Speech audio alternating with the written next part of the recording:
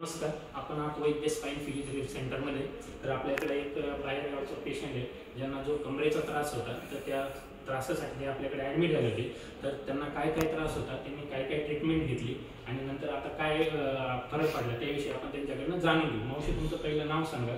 माझं नाव सुमन सुदाम नागरे, राहणार केळापूर, मुक्काम पोस्ट मानसी, तालुका राऊरी, जिल्हा अहमदनगर. तुम्हाला काय त्रास होता?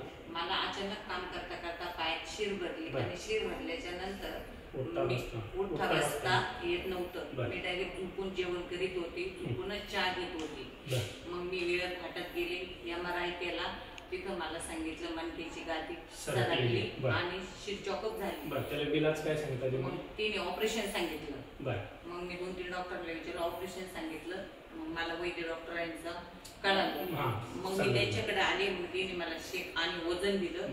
त्याच्यावर मला 4 दिवसात त्यांनी कंट्रोल केलं. आणि पुढचे 4-5 दिवसामध्ये तुम्हाला बऱ्यापैकी फरक पडला. मग मी 9 दिवस ते वजन आणि शेक घेतला. मग नंतर मला सुट्टी झाली आणि मी घरी आले. आता तुम्हाला बऱ्यापैकी बरं वाटतंय? माझ्यापैकी पूर्णच बरं वाटतंय. बरं वाटतंय. बरं, ठीक आहे, धन्यवाद.